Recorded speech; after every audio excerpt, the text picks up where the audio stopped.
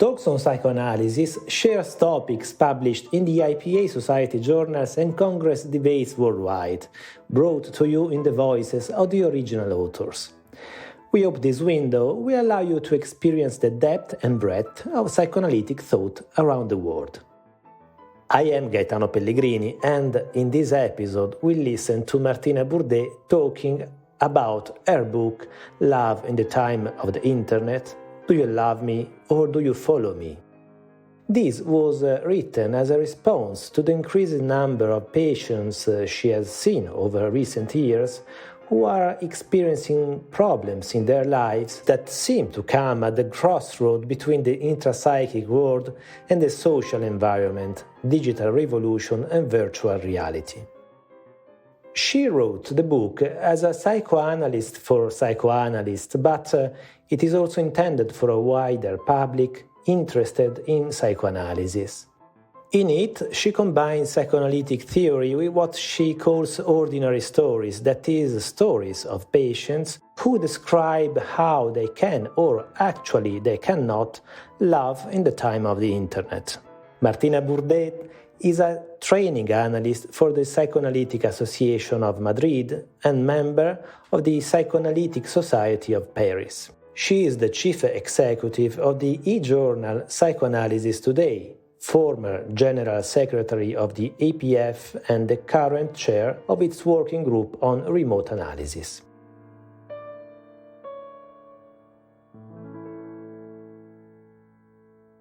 My book, Love in the Time of the Internet, puts love into a specific time, the time of the Internet, the time of social media, also known as hypermodernity.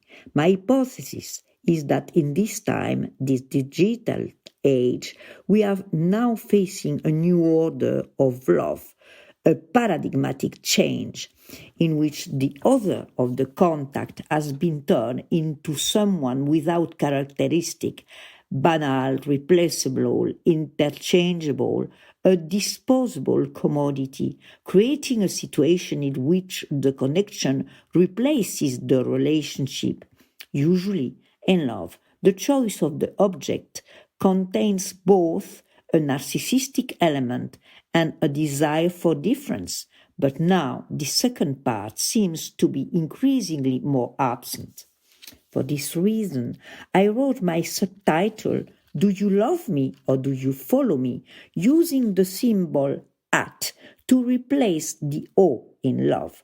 This graph, onto the very word love, sacrifices orthodox grammar and mixes languages and their underlying meanings as exponents of the world in which we are immersed, a world crossed by at, devoid of feelings. In this time of selfies and of the technological revolution, when the at sign pierces amar in Spanish or love in English, Narcissus becomes the prototype of love for oneself in a negative version of contempt for the other. At the same time that Eros is dying, followers or just plain sex are often preferred to love. The motto to be seen or die, it's what rules. Apps and technological tools are increasingly used for narcissistic purposes.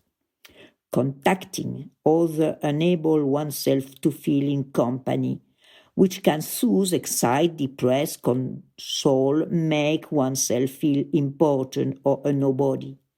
Having networks of followers or obtaining likes serves a successful or failed mirrored narcissistic function.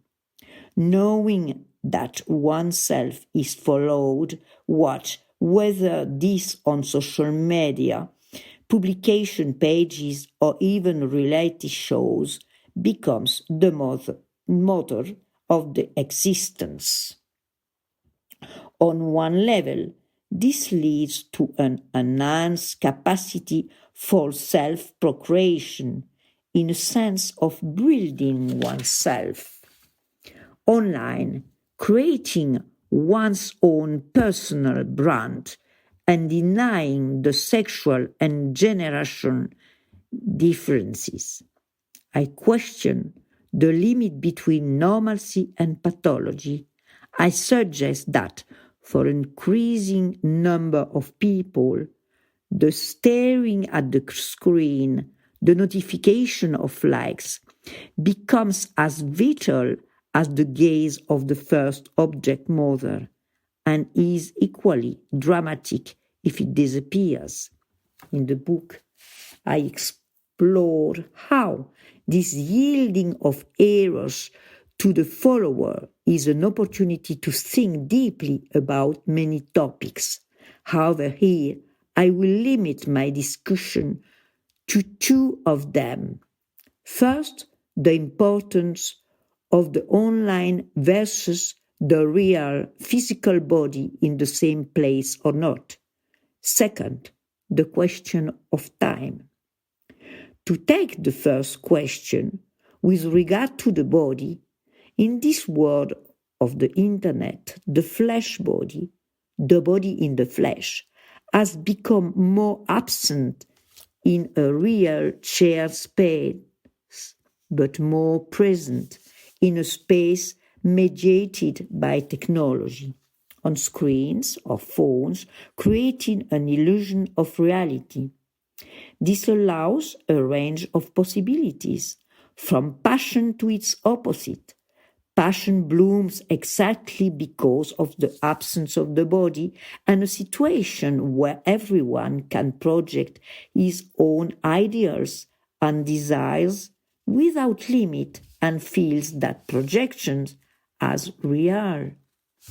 The opposite is also true because of the lack of body. The relationship is more fragile, limited to its connective aspect, and a lack of interest in the other. The cases in this book show how the gadget or the machine can become, on one hand, a love object, and on the other hand, appear as an ego body extension. Some object, as goal of drives, can be transformed, wrapped in an undeniable sensoriality. Think about the anxiety you feel when you lose your cell phone. And that is not even to mention the silicone of sex dolls being mixed with real bodily flesh. In addition, the availability of 24/7 networks is contributing to many cases of people who are incapable of elaborating loss and separation, as instead they find on the internet immediate substitutes for this loss. With an antidepressant function, it is as if nothing has been lost, as if one human being can repair the loss of another, because one equates another, just like merchandise. This seems to be connected to the current social imperative to enjoy oneself without limit. Carpe diem. This brings me to my second point, time. In my experience, as an analyst but also as a human part of this present world, we are facing a very new aspect of time marked by an eternal presentism, a term coined by François Hartog to describe the view that only present things exist, that neither the future or the past matters or exists. This is an enormous paradigm shift and very different to the perspective of psychoanalysis. Time in psychoanalysis is at the same time a developmental linear perspective, but also always a dialectic between an after and a before. In psychoanalysis, the quality of the present time is dependent on its relationship with the past. The history of the subject is the result here and now of the working through of the subject's history, which carries the marks of both passing time and resignifying time. For Freud, this is a linear perspective from the start. There is a baby crossed by the first object discourse and adult sexuality, a sexuality always traumatic.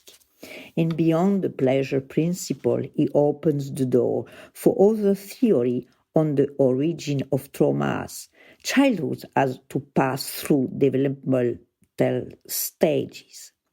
This is the logic of there and then, which means a causal thinking. The existential limitation framing life produce so much anxiety that they can seldom be accepted, even though the human being is always subject to physical, sexual, and psychic aging and the anxiety that this entail the mandate of enjoyment wants to ignore the inevitable, the passing of time and death as an universal wound. Nowadays, we are prone as never before to live in the present, solely in the present, without any reference to the past or the future.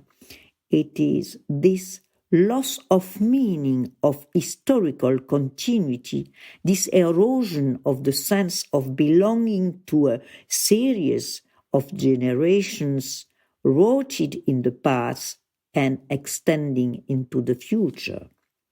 Our sense of history has been deserted, and this links back to the body, the illusion of no corporeality in cyberspace can be created and maintained thanks to its challenge to history, the subject's history.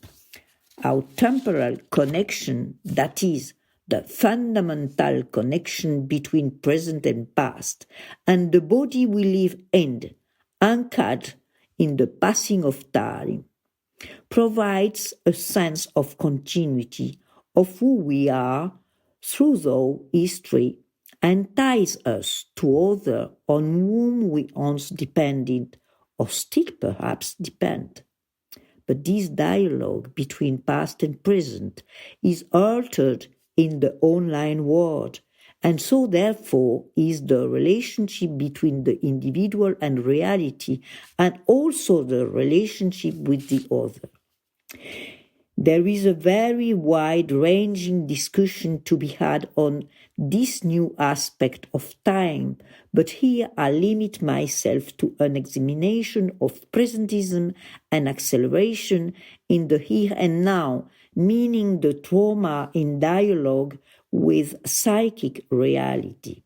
This seems important to me because presentism, acceleration, and the overexcitement of any current situation are the opposite of time as psychoanalytic theory and technique conceive it. The psychoanalytic cure needs time for its development, both for the psychic process and for the establishment of the psychoanalytical bond. Accelerated time is therefore often opposed to analytical time. The psychic reality that comes from accelerated social time often opposes and defeats the analytical request and the experience of the other that is necessary for psychic building and the analytical cure. Accelerated time is the enemy of desire. Desire is related to time, to the ability to anticipate something and preparing to obtain future satisfaction. Today, on the contrary, what is mainly practiced is the pleasure brought by speed and by quantity, the enjoyment of speed, endless travel, or continuous sexual affair brings thrilling sensation of power, which substitute the reality of a true other who requires time to be known and even more time to be known in death. Speed and instant quantity short-circuit desire. Love drowns or dilutes among so much connection and supply. The fascination for novelty, a novelty that must always be reinvented, is never completely fulfilling, just as the little child is never satisfied with toys and throws them away one after the other without even having time to see them. In this world, enjoyment substitutes desire. As we flee loneliness and grief, and we connect searching behind the screen for the compensation of an absence. To continue this thought, the postmillennial generation Z doesn't like to interact face to face. For them, an image is worth 1,000 words. They prefer to keep the other at the distance. Today, especially for younger members of society, the paradigm has shifted from depth to a flat and rigid surface, the surface of the screen. This word, I postulate, is one that generates trauma by its production of endless, non-metabolizable energy. It is a way of acting in order to avoid thinking and or acting because trauma cannot be thought. It is acting to discharge, to relax through avoiding thought. It is acting loaded with meaning, but it is a knowledge unknown, not known in the sense of not conscious, a sort of absent mind, past, present, future. Condensation. What is actual is the collapse of thought. There is no time for suffering. We buy another dog after the first one dies, or we go out to forget about our pain, or we look for a face among 1,000 at the distance of a click on a page chosen ad hoc. This word favors what is known as act pathology, pathologie de l'acte, and other problems such as major depression, limit states, and somatization. These characteristics go along with an increasing inability to suffer and to elaborate losses, and the failure of the structuring masochism, which requires a minimum tolerance of frustration in order for a psyche to form, with no tolerance for frustration nor the capacity to elaborate losses. What I call a melancholization of how time takes place. Living in a time that never passes is equal to remaining stuck in a state of melancholic grief, since this is the definition of melancholy itself, as opposed to grief where loss is elaborated. In a melancholic state, the past does not go away. It becomes a continuous present, repeating compulsively. The repetition is performed in acts as act with defensive functions that evidence the trauma of the situation, acts that are precisely the antithesis of thought, acts that simply present themselves as such, creating a reality that is very distant from psychic reality, an act that is related to something lethal because of repeats the identical, non-elaborated thing. It is the place where the distance between psychic and somatic is thinner. This compulsion for repetition is opposed to simple repetition, whose goal is to elaborate facts and experiences. It occurs when a human subject has suffered such early trauma that elaboration has not been possible. A name could not be given to it, and the psyche has remained imprisoned in the time of the wound, when the subject narcissism has remained want due to faults of their early object, who have not been able to make arousal tolerable, but the subject, the latter tends to disinvest the object and remain submerged in an overarousal. The subject then can no longer temporalize.